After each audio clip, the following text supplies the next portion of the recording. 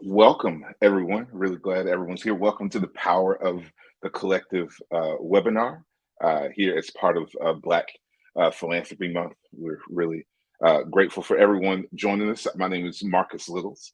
I'm with Frontline Solutions, founder and senior partner. But most importantly, I am a celebrator of Black Philanthropy Month and have been a beneficiary of Black philanthropy all of my life, as I feel like most of us have been, which is in part, why this conversation is really, really important. Why we want to talk about love in action. One, why we want to celebrate Black Philanthropy Month, because I think it's really in homage to a way of life culturally in Black philanthropy in it's part of our culture, part of Black culture. And so when the founder of Black Philanthropy Month, Dr.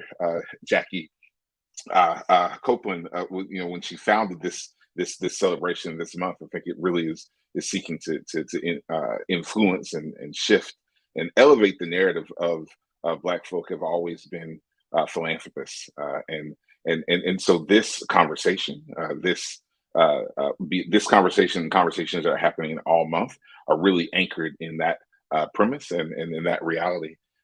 Why we wanted to have a conversation in this webinar anchored and themed around love in action is because narratives matter. I think we really want to reclaim for our community just the notion that we are all philanthropists, and our identities and our way of being and our culture has always been rooted in love. And one of the ways in which we've loved in our community has been through the action of philanthropy. And then I think the other point of this conversation, as you will get to know the participants, is that organizing has always been anchor to how change happens in our communities, and sort of organizing people, organizing money, organizing ideas. And so this space, we see it as an organizing space that you'll hear from a set of folk who are working in the world of Black philanthropy, and they talk to each other off of webinars, and this is an opportunity for them to talk to each other in front of everyone else, and hopefully engage you all as well as conversants. And so we'll get started, and so as opposed to formal introductions, each person will just when we go to them, you'll see their bio and they'll talk a little bit about themselves, but each person, we'd love to hear from them around not just like why they're here, but all of you work in around this this body of work of Black philanthropy, and some of these foundations, some of you are part of foundations that have started recently, and some of you are a part of really long established Black community foundations. But we really want each of you to share some of your thoughts on the movement of the Black community to enter the philanthropic and other financial institutions that have been typically excluded. And so talk about your work, but also around this fever pitch of folk coming together. I think that would be great. And so we'll start with Lyord Watson with the Penny Foundation.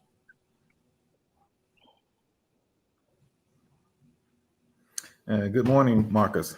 I hope all is well, and good morning to everyone who is listening to the webinar. Just grateful to have another opportunity to celebrate Black Philanthropy Month here with Marcus and with the rest of the my cohorts that will be coming on later. Just to jump right into the question, kind of the Penny Foundation.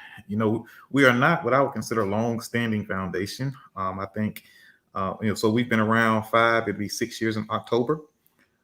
This has been a 12-year journey. Because it took 6 years just to get the organization, 6 years and 2 failures to get the organization off the ground. And so what excites me about this space now is when in 2017, when we first got started, myself and I think it was Orsella, and it was Mark, with the Prosperity Foundation, the POISE Foundation. We were talking and we were the only ones kind of around the table. But as time's gone by, we've picked up others, and just to see how other people are gathering and are figuring out how do you build these institutions. Because the main point I really want to make is in the Black community, and I believe that we have to have the institutions in order to house, in order to channel, in order to focus philanthropic dollars. At one time, it was the church, and the church still has a very important role to play in that. But now we also need those other tools in order to make sure that money is being moved, and philanthropic, the philanthropic mechanism is there in order to move money where it needs to be, and how it needs to be done. So excited about seeing movement, excited to see about the growth, and excited to be a part of the conversation.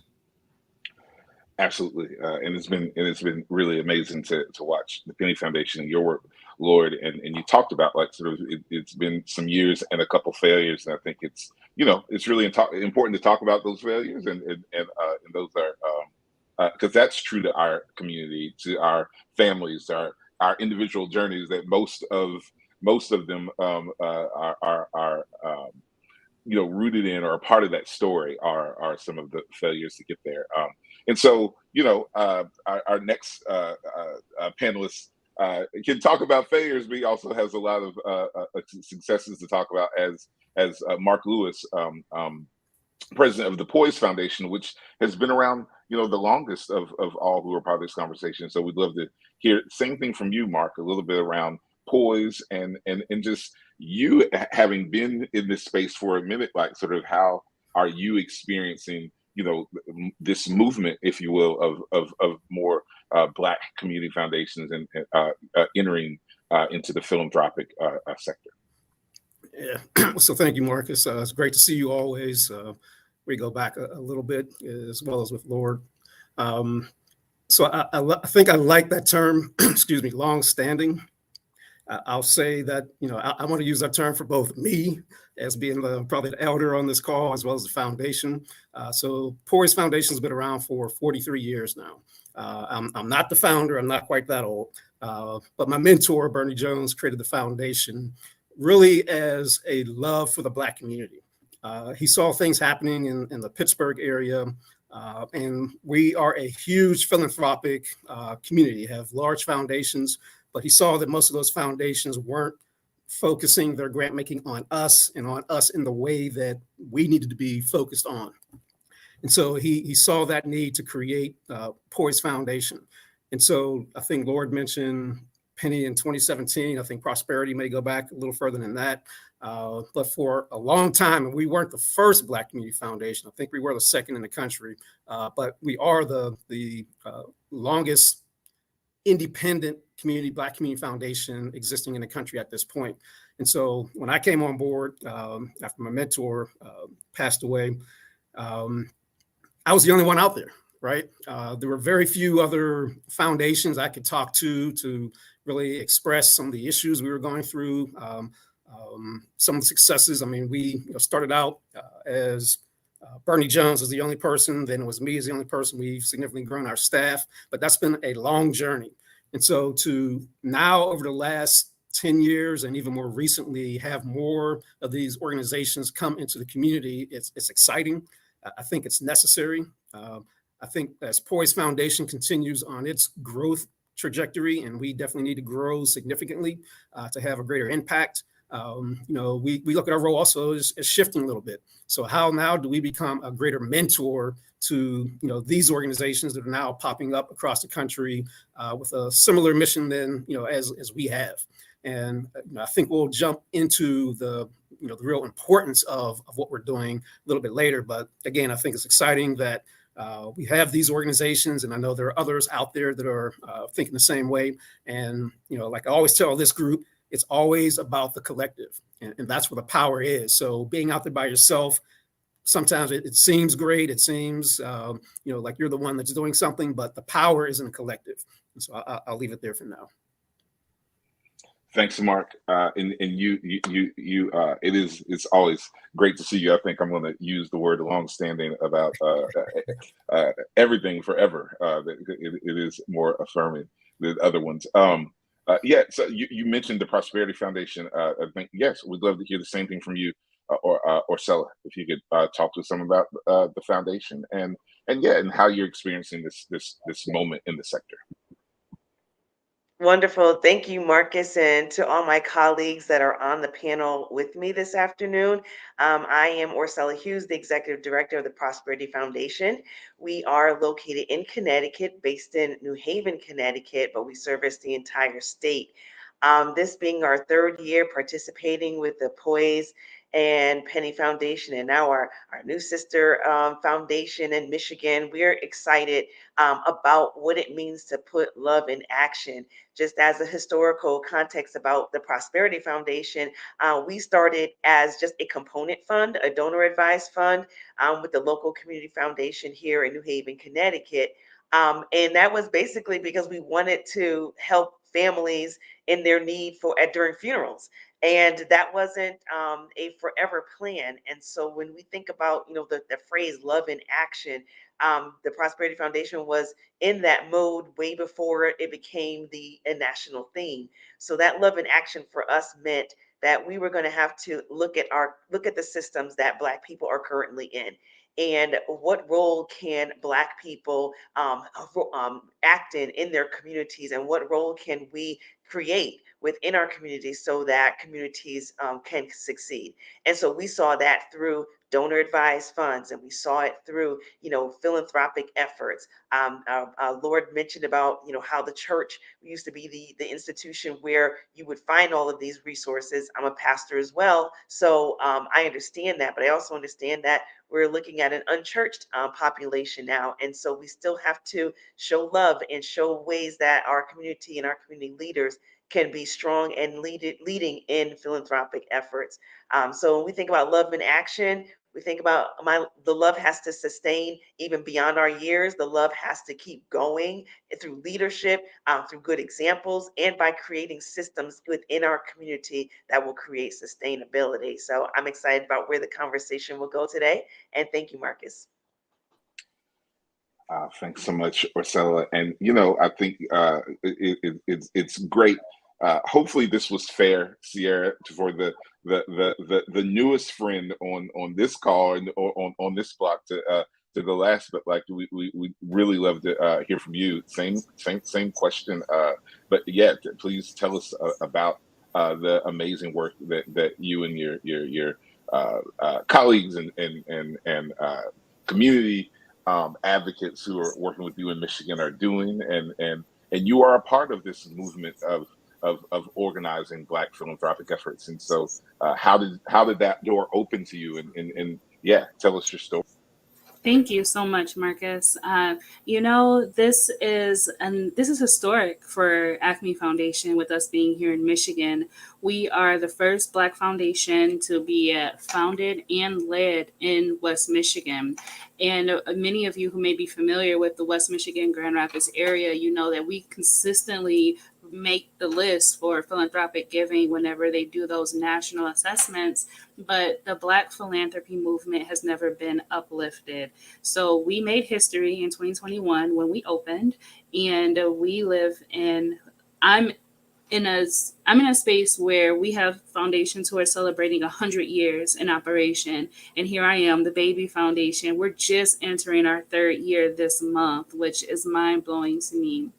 And we're really working to center economic justice and racial equity in philanthropy. For us here where I am in West Michigan, it's elevating our voice. And we are really excited for the movement that's happening right now. For us, love and action in philanthropy needs to do for our people economically what the civil rights movement did for our people socially.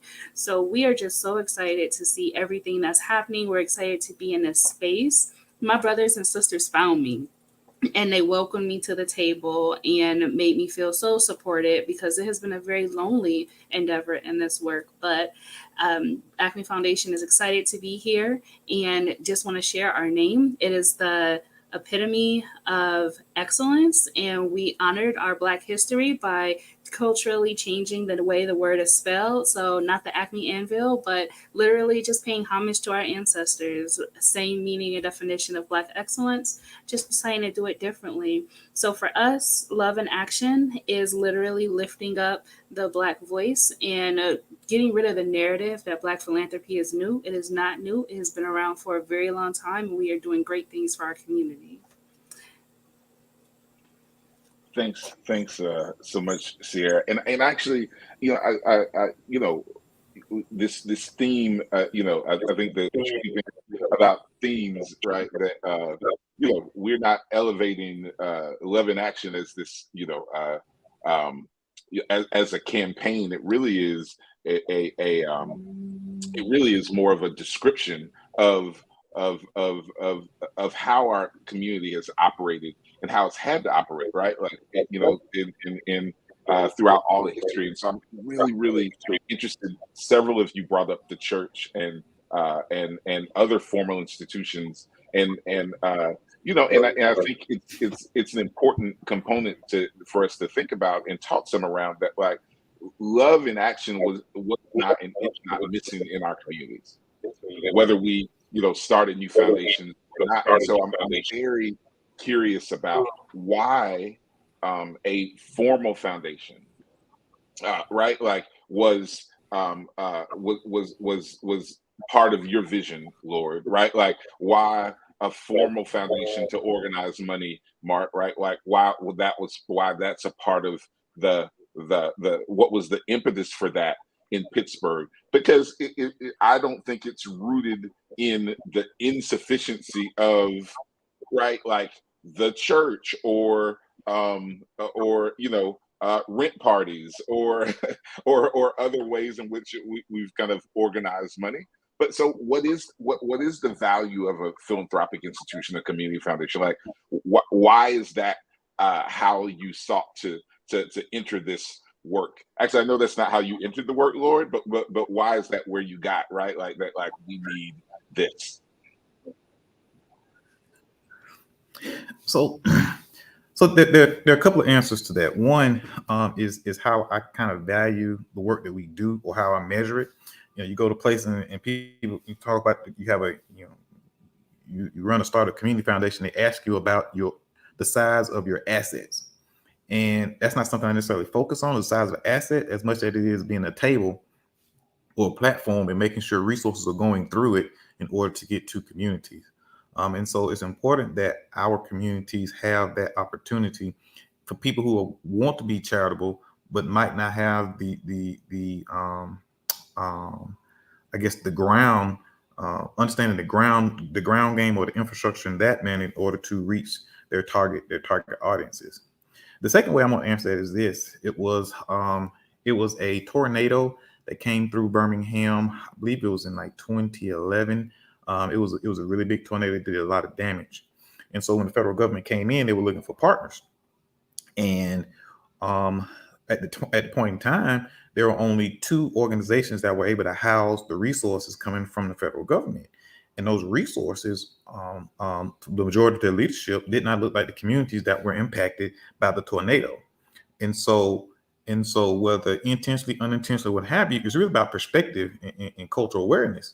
That decisions were being made about what was going to happen as far as recovery and funding and things of that nature in Black communities, without actually having leadership at the top of the organizations to inform what was actually being done.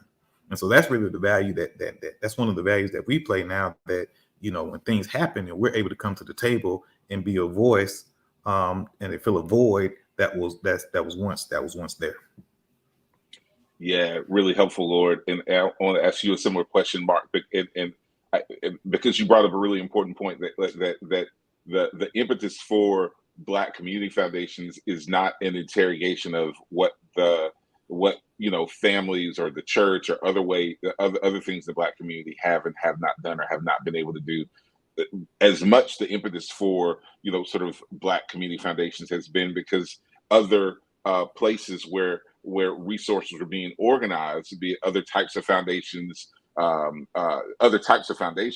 weren't didn't value and maybe still don't value as much as we want the Black folk as donors on the supply side of philanthropy, and not just the demand side. And so the creation of these spaces is not just a narrative on our communities, but it's a narrative on sort of the places where money was being organized as philanthropy. I'm curious, Mark, as well as part of some of the history of POISE, right? It's part of the impetus of starting a foundation, and why a foundation was the apparatus through which the founders felt like love and action it would be best employed. Sure. So I think it does go back to a couple of things.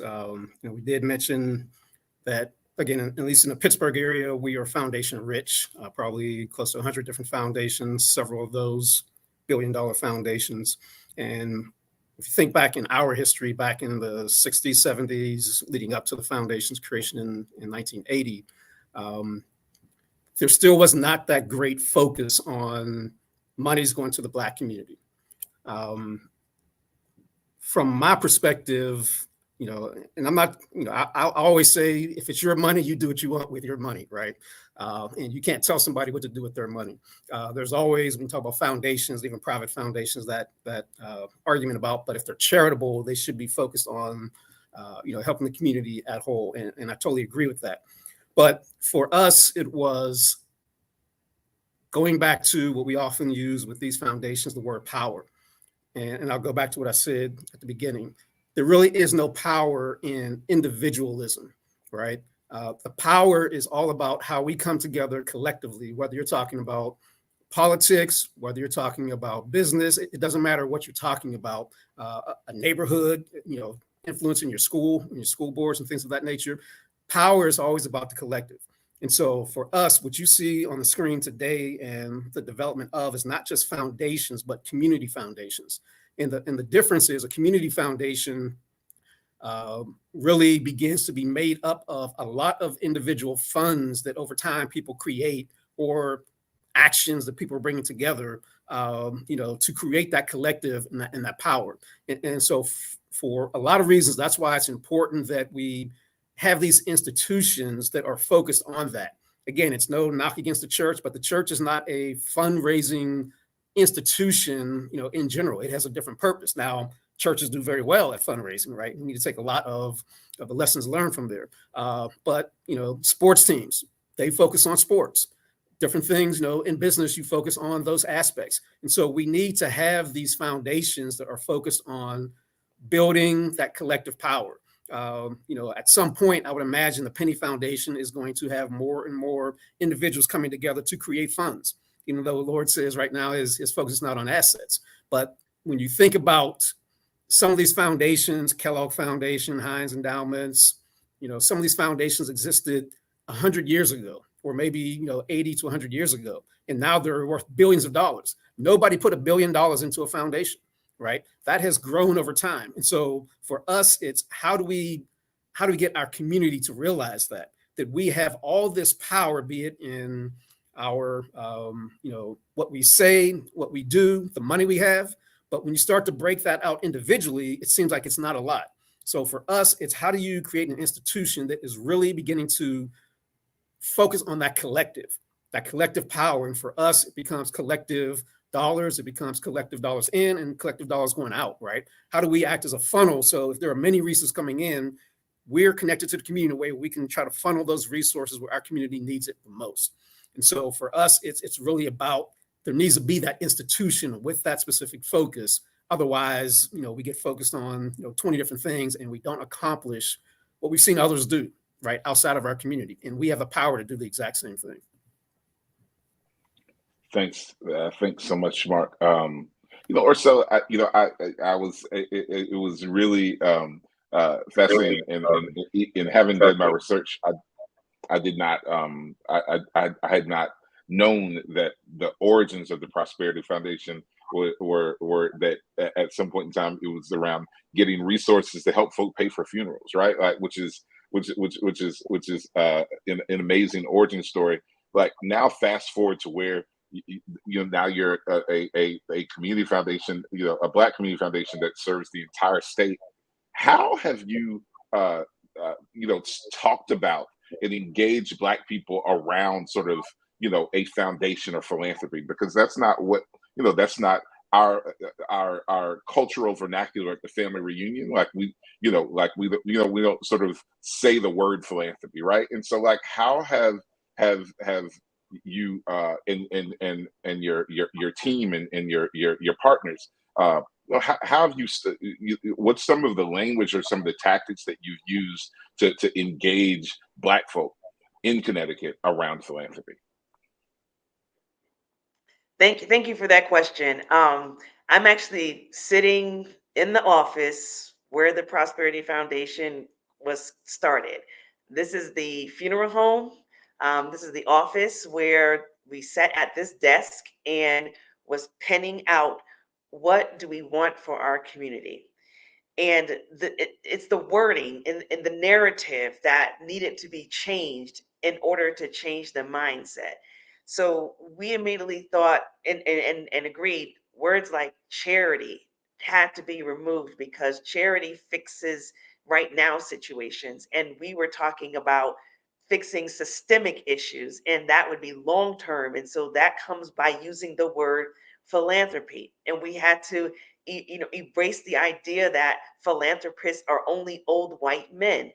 Philanthropists are people who give their time, their talent, their treasure. So again, connecting that to the church, connecting it to the community, and right here in this office, this is where stories are told. This is where obituaries are written. Our Black communities are written. We're writing stories every day. And so when we're talking about introducing new words, we do it right here. We say Big Mama was a philanthropist because she gave up her time, she gave up her talent, she sacrificed. The entrepreneurs in the South that were sharecroppers and they were farmers, we call them entrepreneurs. So we just had to replace the wording and the narrative and be intentional about it. Even as a pastor, when I do my offering, when I take up the offering every week, I say thank you, God, for tithers, donors, and philanthropists. Introducing the language to our community is how we speak to the community. So we have to think about the wording and how we address one another, and that changes the conversation. Just last night, we had an information session for an upcoming grant that we have that's going out into the community. And although we've been doing this work since 2010, we still have to say that we are philanthropists and we can create endowments. We just have to use those philanthropic terminology inside of our conversations to change to change the narrative. And believe it or not, even though we've been around since 2010, there were people in the room that we see every day that still did not know who we were, and what we represent and what we do for our community. Now I'm talking about Black people who did not know the Prosperity Foundation was doing all of this amazing work in their communities. And that's because we're used to only seeing this language and these words from white faces and white voices. But we have to learn how to put Blackness in our excellence in all that we do. And I know it's with language and it's with changing the narrative. Thank you for that question.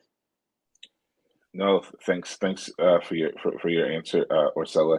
And I'm gonna ask the same question to Ciarra, actually, but want to encourage folk who are watching. If you have questions, comments, reactions, but especially questions, please put them in the chat, because a little bit later in this conversation we want to bring you into it, and so we'll be keeping track of those questions.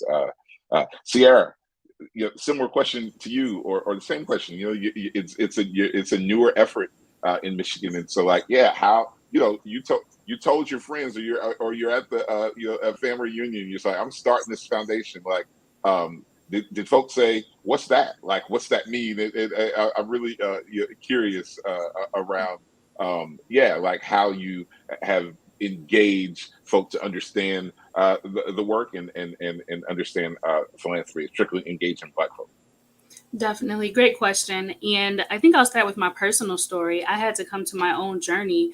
What my sister just said is completely right. We're taught philanthropy through a very white colonized lens. So when I had my first college entrance essay, again, I'm in a super philanthropic area. The question was, describe how philanthropy has impacted your life. And little 16-year-old me, early college admission, had to Google that term to understand what it meant. And I think that that's a tragedy, that in this society where I was not taught that I was anything other than a recipient of philanthropy and not how to actively be a philanthropist in my community.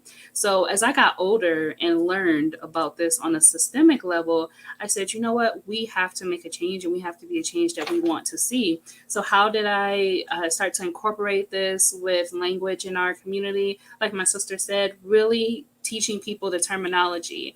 Our tagline for AQUME Foundation is "Philanthropy looks like me." It's branded everywhere. Philanthropy looks like me. And then our t-shirts, on the back, it has the word philanthropist and a definition of philanthropist. So people are out in community wearing these t-shirts. Our social entrepreneur programs, we have folks wearing these shirts. We're teaching the parents when they put their children through our programs, and all of our social media and our posts, we're always tagging it "Philanthropy looks like me." We're really trying to shift that narrative.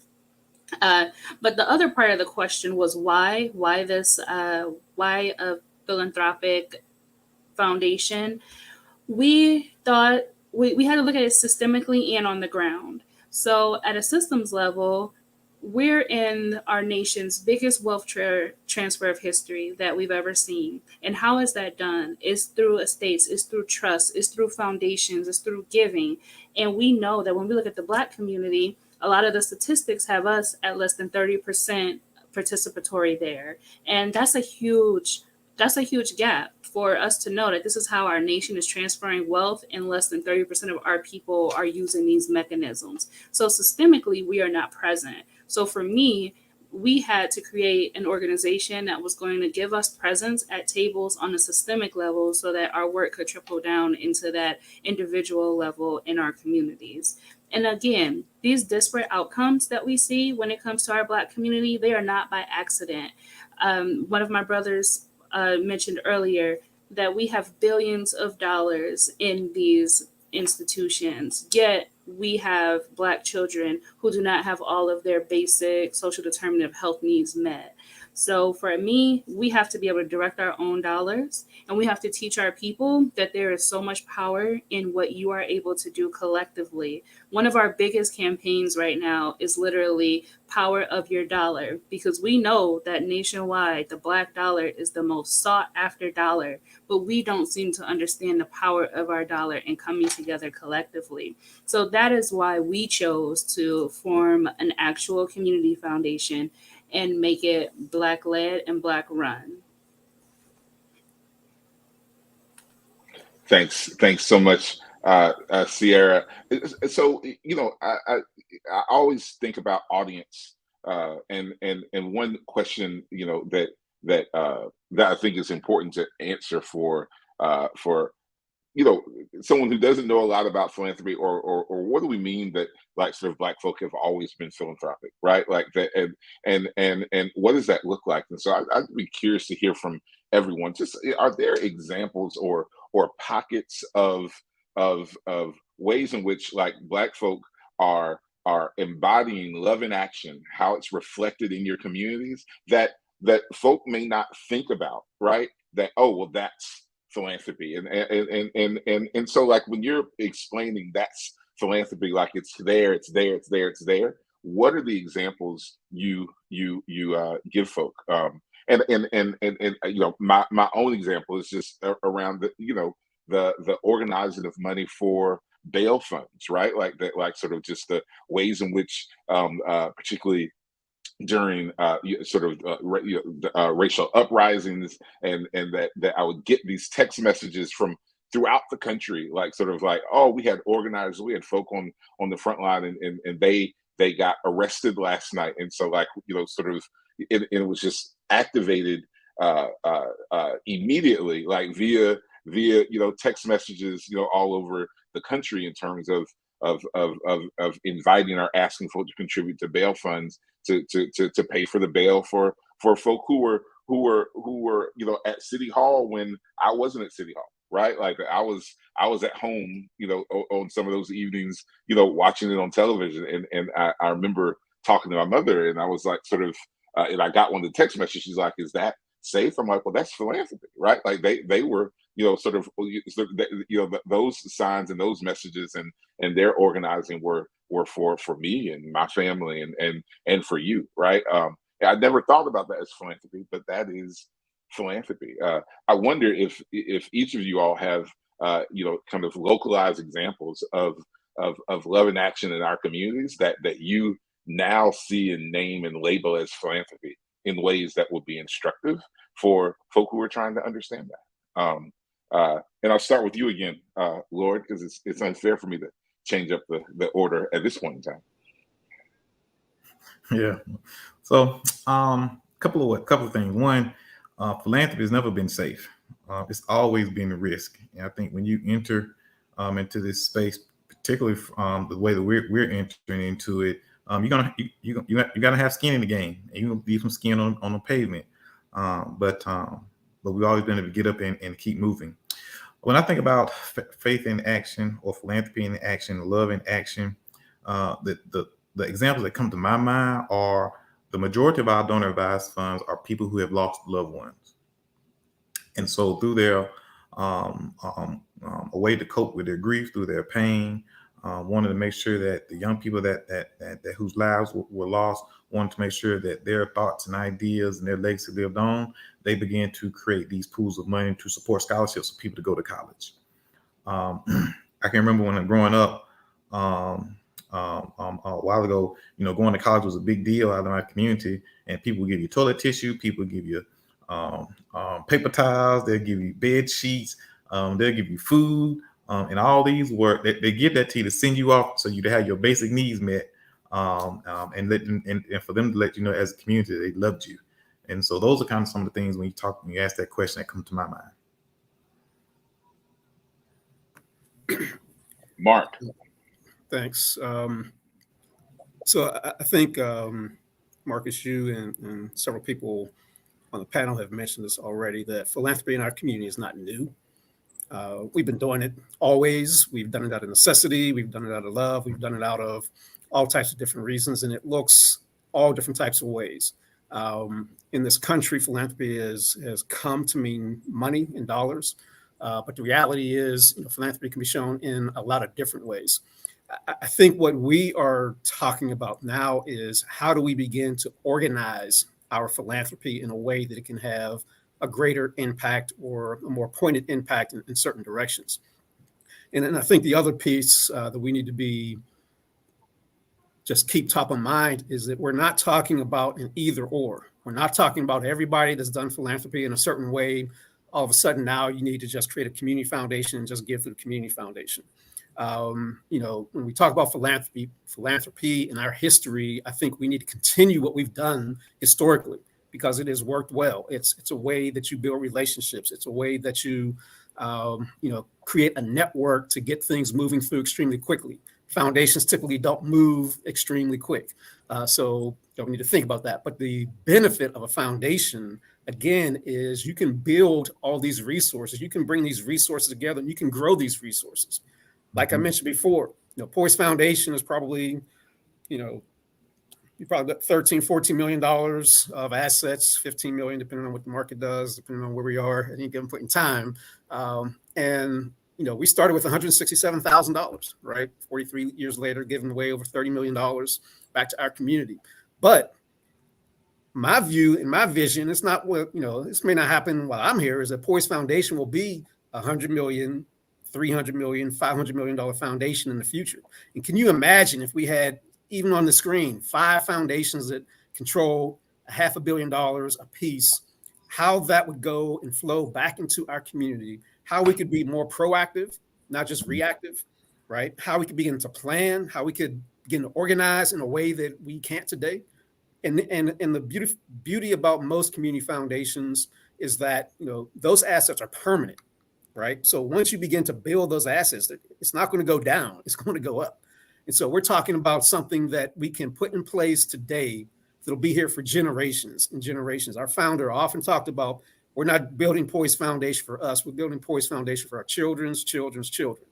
And it's that long-term view. And when you think about love, right, and putting love in action, if you are, and all of us on the screen are sacrificing, because we could all be doing something different, probably could all be making a lot more money doing something that we, could be doing different.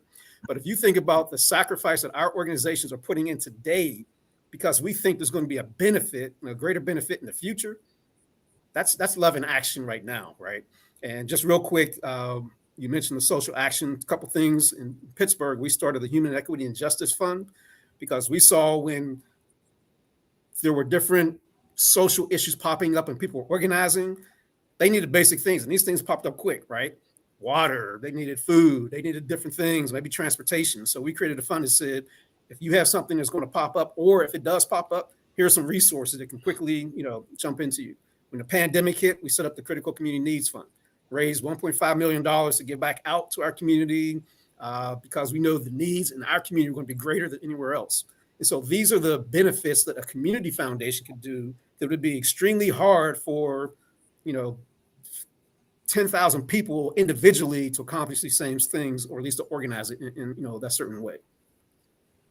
Yeah, Mark, and I also want to elevate from what that example you just gave. Like, these are the benefits not just of a community foundation, but of a Black community foundation, because you didn't have to go to your board and say, hey, to test their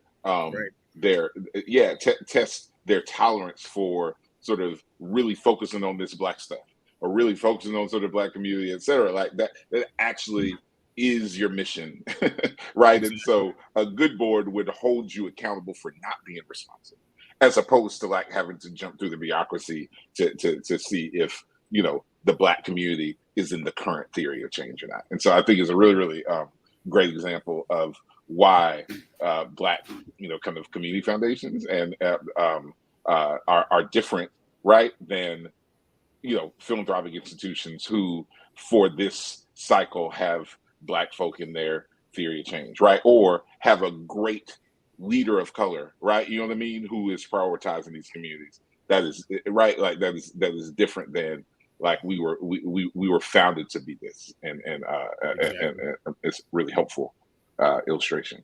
I wonder, when Ciarra or Orsella, when you, in conversations you've had with Mark and Lyord and others, or particularly Mark, right? Like, and he talks about like just the vision for the POISE Foundation, and like, but also not just the assets, right? But like kind of the power and impact the POISE Foundation wants to have as being a long-standing one. Can you talk some around like what is your vision, right, for the Prosperity Foundation in 15, 20 years, right? Like, what do you close your eyes, or what do you sort of ask your creator for, like, sort of make this, this is where we want to be, could you share some of that with us, Orsella, and then you as well, Ciarra? Absolutely. And it was like Mark must have been in the info session last night we had with New Haven, the city. We brought everyone together for this info session. And that was one of the questions that they asked. But I also want to go back to one of the questions you asked about, what when we think about philanthropy and philanthropists, what does that really mean to us? For me, time. When people sacrifice their time, it means that they are dedicated and they are committed to the mission and the purpose. And so time is the greatest asset, and we need to spend it wisely and make sure that we're not wasting any of it.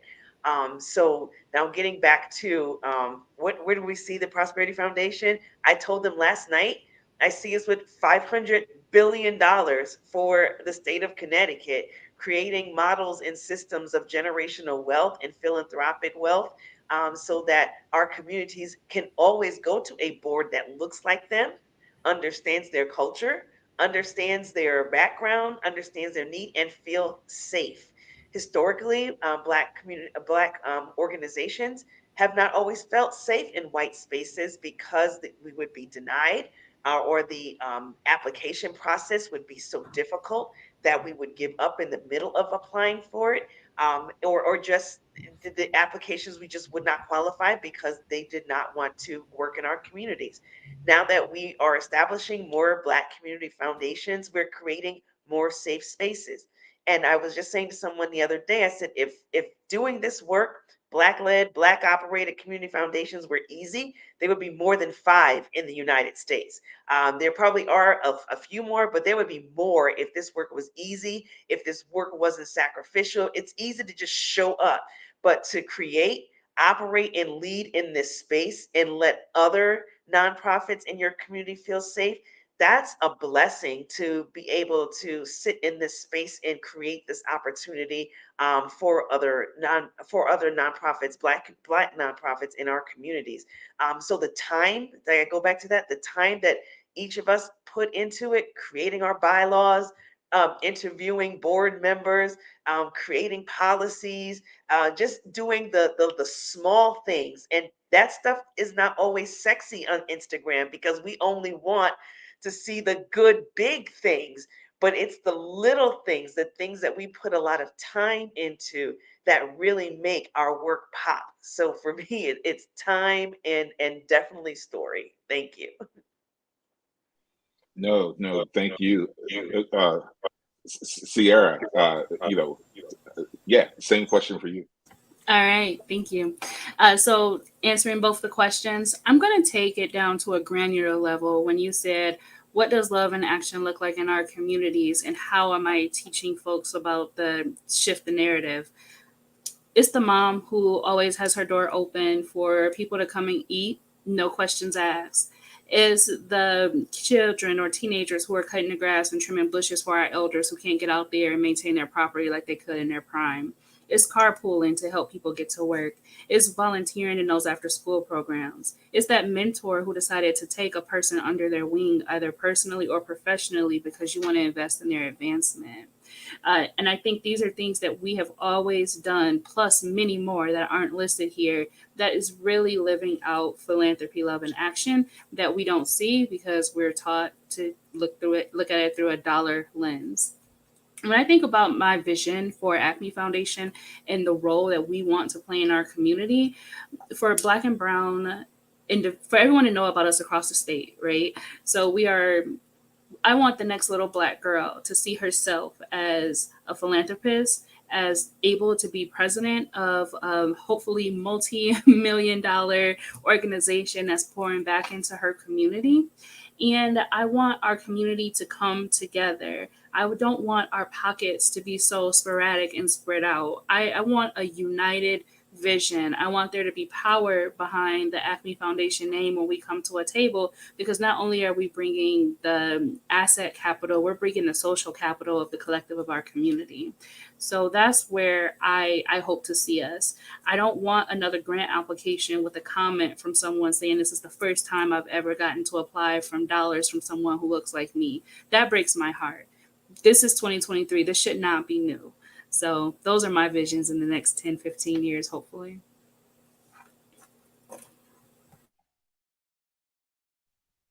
Great. Thanks so much. And I think colleagues, we talked about there's a small number of Black community foundations in the country, and there's some who aren't a part of this conversation, but are in community with this set of folk.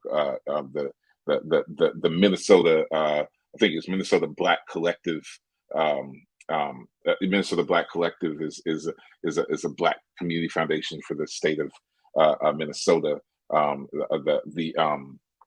There's a fund in California that is being kind of organized by Mark Philpart that grew out of the 2020 via some investments from local philanthropy, but local Black folk there as well. And I think it's important to like name institutions, but I think that also kind of leads into the a question, and we still want to invite others. If folk have questions, they can put them in the chat, and if I'm missing them, my colleagues will make sure I can see them, and we give space to them. But hopefully, folk who are watching this or who will watch this, I think it's really important to hear from you all who are doing this work and have done this work. Like, sort of, it's I have. If I'm listening to this conversation and I'm someone who's like, yes, I want to start a community foundation, like, you know what I mean? Like, where do they start? What are the things they need to have in place as a set of people, or as an individual, right? Like, what's the first set of steps you would encourage them to take? And I know some of you all have taken those steps really recently, and some of you all, it's been a while, but I think all of you all have some guidance and wisdom to offer. And so I'll start with you again, Lyord. Like, what would your recommendations be for someone who wanted to start a community foundation, in a Black community foundation in their community? Both, what would you recommend for them to do it, or what would you recommend the questions they should ask themselves to ascertain whether that is the thing that they should do? Yeah, Lyord.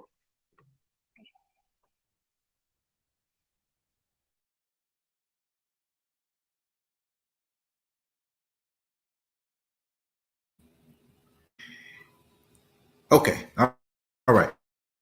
I finally came off of mute. So I am I'm in the South, right? So I'm in Birmingham, Alabama, and I would have to say talents, various talents, and so community foundations are some unique animals, and so as many talents as you can have around the table, meaning that don't try to go at it alone. I think that was the first mistake I made. I tried to go at it alone. It was just too big. But talents. And then the other thing is, I think it's not going to make sense to everybody.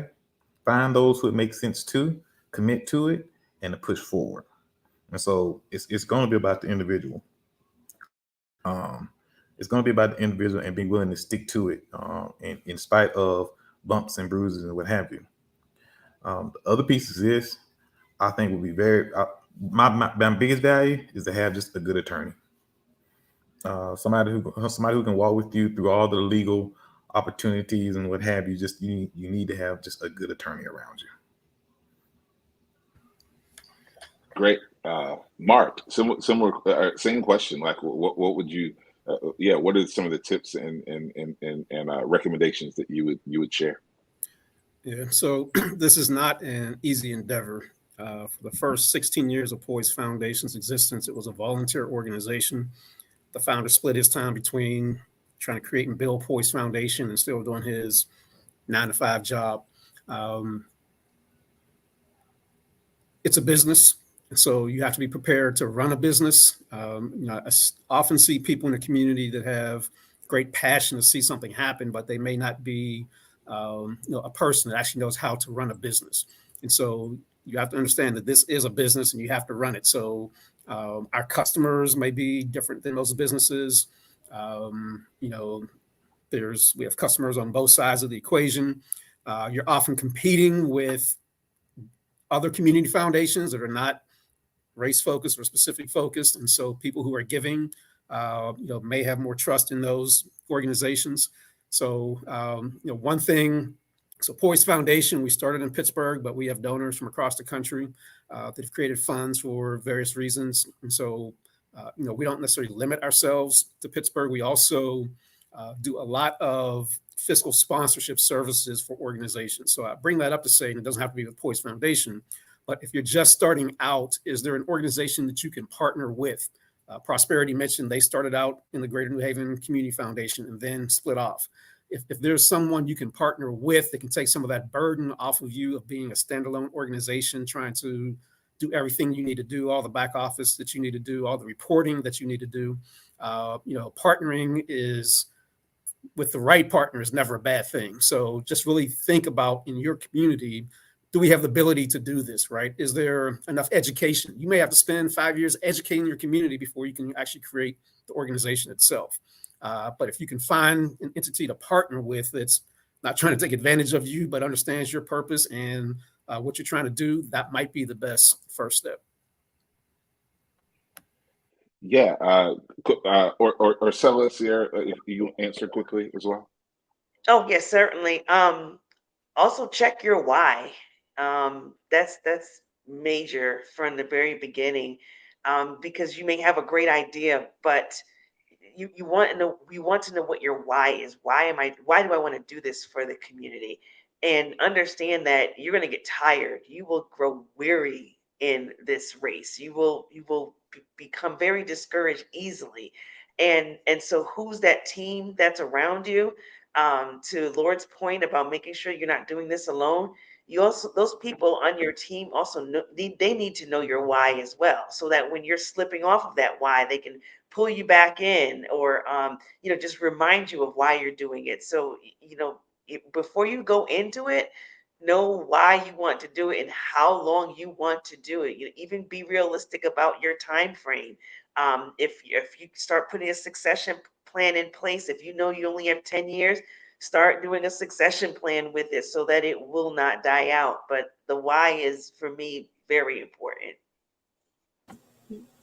Yeah, my sister definitely took a lot of what I was getting ready to say from that. But I would say, as the lawyer here and business lawyer, I was fortunate to be able to do a lot of the startup infrastructure for myself. But I think that the infrastructure startup phase is so important to dedicate that time to. We were not public facing for our entire first year of operation. We were self-funded out of my pocket, all of the staff, all of the work. We onboarded our board of trustees.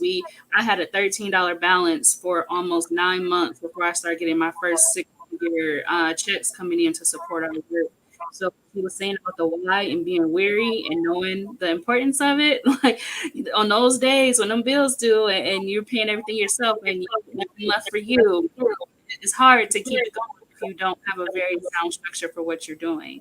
So keeping good people around you, take as much time as you need for infrastructure, and thinking about those things like branding and how are you onboarding your team, volunteers, all of that before you get to the sexier stuff of, oh, we're giving money in community, because it's going to be a headache if you don't have your groundwork laid appropriately.